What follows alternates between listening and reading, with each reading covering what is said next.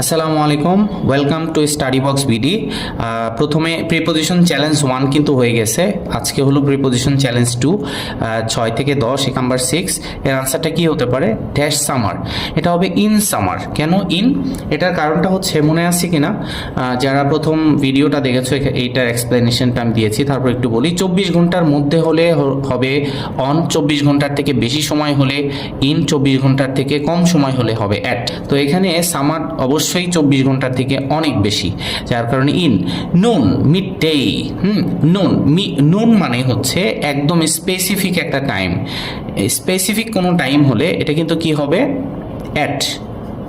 সময় specific time যদি হয় তাহলে কিন্তু আমরা অ্যাট দেই, যেখানে লেখা আছে অ্যাট হচ্ছে টাইম, অন, ডে অথবা ডেইজ, ইন, সিজন, মান্থ, ইয়ার, এসব ক্ষেত্রে।